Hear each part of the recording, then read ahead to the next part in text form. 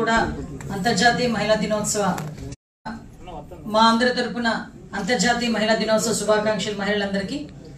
అయితే మనందరికీ తెలుసు ఈరోజు రాజకీయాలు ఎలా ఉన్నా ఏం జరుగుతున్నా ఒక మహిళ తాలూకా నేను చాలా సందర్భాల్లో చెప్తూ ఉంటాను, ఒక మహిళ తాలూకా అభ్యున్నతి, ఒక మహిళ తాలూకా అభివృద్ధి ఆ రాష్ట్రంగా ఎక్కడ స్త్రీలు గౌరవించబడతారో అక్కడ దేవతలు పూజింపబడతారో అంటారు. అంటే ఓవరాల్ గా ఎన్ని పురాణాలు ఎన్ని చెప్తున్నా ఎన్ని చేస్తున్నా కూడా స్వతంత్రం వచ్చిన 75 సంవత్సరాల తర్వాత కూడా ఈ రోజుకి కూడా మహిళ మనుగడకి కొన్ని సందర్భాల్లో ప్రశ్నార్థకంగా మారిపోయింది. మహిళలు ఎందుకు తమ కాళ్ళ మీద తాము నిలబడలేకపోతున్నారు, ఈ అంశాల మీద చాలా చర్చలు జరుగుతున్నాయి. చాలా మంది పెద్ద పెద్ద ఉపన్యాసకులు కానీ విశ్లేషకులు కానీ విజ్ఞానవంతులు కానీ చాలా సందర్భాలు మాట్లాడుకునే సందర్భం మనం చూసాం.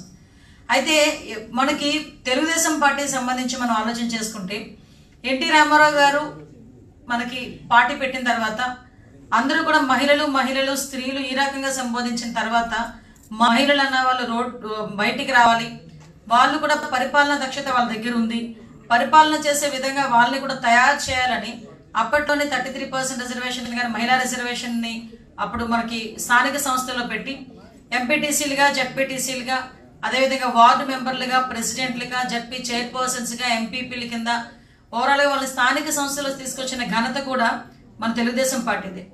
ఆ రోజు సమాన ఆస్తుల సమాన వాటా హక్కు కానివ్వండి, ఆ రోజు డ్వాక్రాస్కి సంబంధించి డ్వాక్రాలకి ప్రవేశపెట్టి మహిళలు ఆర్థికంగా ముందుకు తీసుకెళ్లాలి అన్న ఒక మంచి ఆలోచన కానివ్వండి, what ever it may be ధైర్యంగా చెప్పగలం, గర్వంగా చెప్పగలం. ఈ రాష్ట్రంలో తెలుగుదేశం పార్టీ ఆవిర్భవించిన తర్వాతనే ఒక స్త్రీకి గౌరవం దక్కింది, ఒక స్త్రీ మనుగడ అన్నది ముందుకు వచ్చింది, ఒక స్త్రీ రాజకీయంగా బయటకు వచ్చి ఈరోజు ఎన్నో పదవులు చేపట్టబోతున్నారు.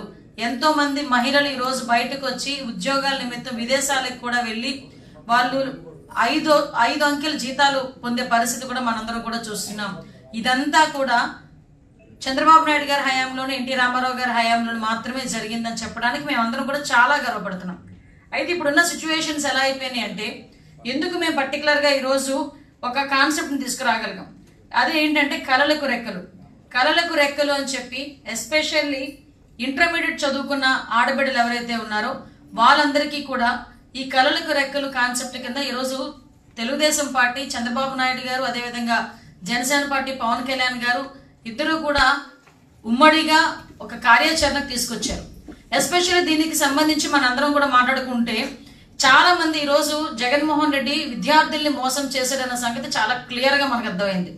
ఏ విధంగా మోసం చేశాడు అంటే జాబ్ క్యాలెండర్ ఇస్తామని చెప్పి ప్రతి సంవత్సరం జాబ్ క్యాలెండర్ ఇస్తానని చెప్పి ఎన్నో మందికి ఉద్యోగాలు ఇప్పిస్తానని చెప్పి లక్షల ఉద్యోగాలు ఉన్నాయి అవన్నీ నేను ఇస్తానని చెప్పి అతగాడు పాదయాత్ర చేసినప్పుడు మాట్లాడిన తర్వాత కనీసం విద్యాదేవుడు అన్నాడు, ఆ విద్యాదీవునికి కూడా సంబంధించిన డబ్బులు ఇన్ టైంలో కట్టుకోలేక ఎంసీఏలు చేసిన వాళ్ళు, ఎంబీఏలు చేసిన వాళ్ళు, బీటెక్లు చేసిన వాళ్ళు ఈ రోజుకి కూడా అక్కడ ఫీజు రియంబర్స్మెంట్ అనేది జరగక సర్టిఫికెట్లు చేతికి రాక ఉద్యోగాలు లేక విలవిల్లాడిపోతున్న సందర్భం మనందరికీ కూడా తెలుసు. ఇక్కడున్న చాలా మంది మహిళలు వాళ్ళ ఇంట్లో పిల్లలు కూడా బీటెక్లు కంప్లీట్ చేసుకొని ఈ రోజుకి కూడా సర్టిఫికెట్లు పొందలేకుండా ఉండే పరిస్థితి మనందరం కూడా చూస్తున్నాం. ముఖ్యంగా ఆడపిల్లల పరిస్థితి ఎలా ఉందంటే ఇంట్లో ఉన్న సిచ్యువేషన్స్ బట్టో ఇంట్లో ఒక దిగువ మధ్యతరగతి కుటుంబం కానీ పేదవర్గానికి సంబంధించిన కుటుంబాల్లో కానీ ఒక తల్లి అనుకుంటది నా కూతురు జీవితం నాకులా మారకూడదు, నా కూతుర్ని బాగా చదివించుకొని ఒక మంచి ఉద్యోగంలోకి తీసుకెళ్లాలి అని ఆ తల్లి తండ్రి చాలా కళ్ళకంటారు. ఇంతకు ముందు సిచ్యువేషన్స్ కాదు. ఇంతకు ముందు సిచ్యువేషన్స్ ఏంటంటే ఇంతకు ముందు ఆడబిడ్డ పుట్టగానే ఆవిడకి ఎంత కట్నం ఇవ్వాలి, లేకపోతే ఎంత అత్తారింటికి పంపించాలి, ఎవరిని పిలిచి పెళ్లి చేయాలి, ఈ కాన్సెప్ట్ మీద ఆలోచించిన వాళ్ళు కాస్త ఈ రోజు ఆలోచించుకునే పరిస్థితి ఎలా ఉందంటే ఆడబిడ్డ పుట్టిన వెంటనే మనం బాగా చదివించుకోవాలి, నా జీవితంలో నా బిడ్డ జీవితం కాకూడదు, ఆ చదివించుకోవాలంటే ఎటువంటి వనరులు వాళ్ళకి సమకూర్చాలి, ఈ విషయం మీద వాళ్ళు ఆలోచన చేసుకుని చాలా మంది 10th క్లాస్ ఇంటర్మీడియట్ వరకు ఏదో రకంగా చదివించగలుగుతున్నారు. కానీ ఇంటర్మీడియట్ తర్వాత నుంచి చదివించడం అనేది నిజంగా వాళ్ళకి చాలా వాళ్ళ చేత కాక ఆ ఇంటర్మీడియట్ అయిపోయిన వెంటనే పిల్లని ఇంట్లో ఉంచుకోలేక పెళ్లిళ్ళు చేసి పంపించే సందర్భం కూడా చాలా మందిని మనం చూస్తున్నాం. మనం గణాంకాలు కూడా చూసుకుంటే ఇంటర్మీడియట్ తర్వాత నుంచి చదువుకునే పిల్లలు కేవలం ప్రొఫెషనల్ కోర్సుల్లోకి వెళ్లే పిల్లలు గాని ఇంటర్మీడియట్ తర్వాత ఆడపిల్లలు చదువుకునే పిల్లలు గాని చాలా మంది డబ్బులు లేక ఇళ్లలో ఉండిపోయిన సందర్భం. అటువంటి వాళ్ళు బయటికి వెళ్ళి చదువుకునే వాళ్ళ సంఖ్య చూస్తే జస్ట్ 25% ఉంటుంది. ఓన్లీ 25% మంది మాత్రమే ఈరోజు బయటికి వెళ్ళి డిగ్రీలు చేసైనా పీజీలు చేసైనా అంతకు మించి ఉద్యోగాలు చేయడానికి పై దేశాలకు పై రాష్ట్రాలకు వెళ్ళే వాళ్ళు వీళ్ళందరూ కలుపుకుంటే 25% మించి ఉండట్లే. అంటే ఈ రోజు ఏంటంటే ఒక ఆడపిల్ల చదువు, మనం చిన్నప్పుడు అందరికీ తెలుసు పెద్ద పెద్ద అక్షరాలతో ఉండేది, ఇల్లాల చదువు ఇంటికి వెలుగు, సంథింగ్ క్యాప్షన్స్ చాలా వచ్చాయి. కానీ ఈ సిచ్యువేషన్ ఎందుకు అసలు చదువు పర్టికులర్గా ఇంటర్మీడియట్ తర్వాత పిల్లలకి అంటే ఆడపిల్లలకి ముఖ్యంగా చదువు అన్నది ఒక భద్రతని ఇస్తుంది, ఒక ధైర్యాన్ని ఇస్తుంది, ఒక భరోసాని ఇస్తుంది. మా చేతిలో సర్టిఫికెట్ ఉంటే వాళ్ళ అమ్మ నాన్నలు ఇచ్చిన బోల్డ్ వేల కట్నాలు లక్షల కట్నాలు 5 నిమిషాల్లో అయిపోవచ్చు. కానీ వాళ్ళ చేతిలో ఒక సర్టిఫికెట్ ఉంటే వాళ్ళ సిచ్యువేషన్స్ ఎలా ఉన్నా కూడా వాళ్ళ కాళ్ళ మీద వాళ్ళు నిలబడే పరిస్థితి ఉంటుంది. అదొక ధైర్యం.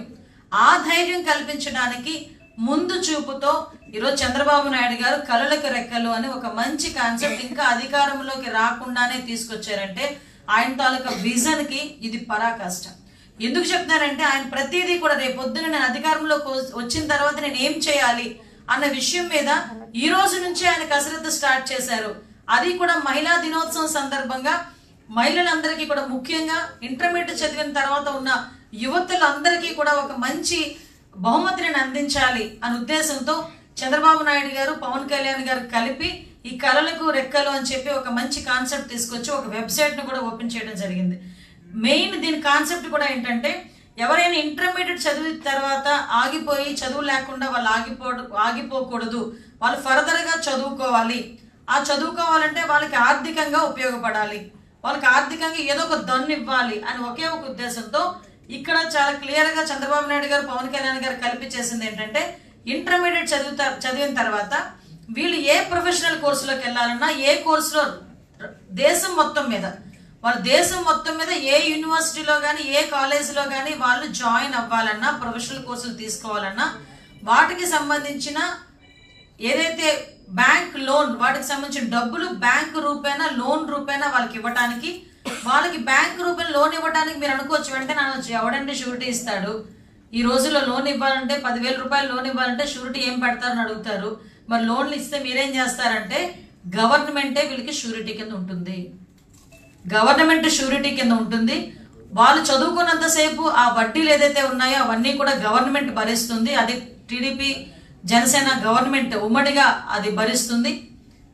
వాళ్ళకి రేపొద్దున ఉద్యోగాలు వచ్చిన తర్వాత వాళ్ళు రీపేమెంట్ అన్నది ఉంటుంది.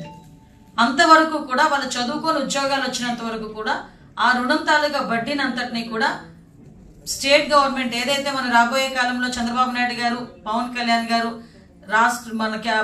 మనకి అధికారం రాబోతుందో ఆ గవర్నమెంట్ తీసుకుంటుంది. దీనికి మనం చేయాల్సింది ఏమీ లేదు. మీరు అనుకోవచ్చు ఎలక్షన్లు అయిన తర్వాత అవుతుందేమో, అప్పుడు అవుతుందేమో, ఇప్పుడు అవుతుందేమో, మీరు దేనికి కంగారు పడాల్సిన అవసరం లేదు. దీనికి ఒక వెబ్సైట్ కూడా ఇచ్చారు, www.kalalakurekkelu.com అని చెప్పి ఒక వెబ్సైట్ కూడా ఇచ్చారు. అదే విధంగా దీనికి సంబంధించి ఒక టోల్ ఫ్రీ నెంబర్ కూడా ఇచ్చున్నారు. ఇప్పుడు ఫర్ ఎగ్జాంపుల్ ఇక్కడ కూర్చున్న వాళ్ళందరూ ఇంటర్మీడియట్ డిప్లొమా చేస్తున్న పిల్లలే.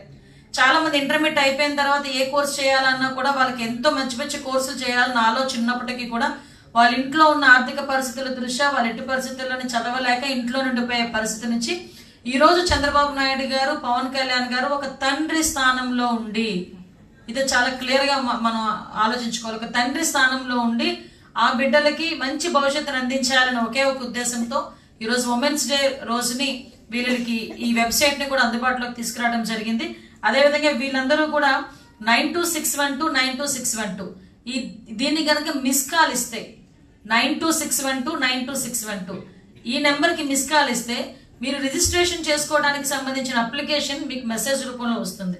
దాని మీద జస్ట్ డౌన్లోడ్ చేసుకొని మీరు ఏ కోర్సులో జాయిన్ అవుదాం అనుకుంటున్నారు అనేది రిజిస్ట్రేషన్ చేసుకుని వాళ్ళు ఒక సర్టిఫైడ్ బాండ్ ఇస్తారు.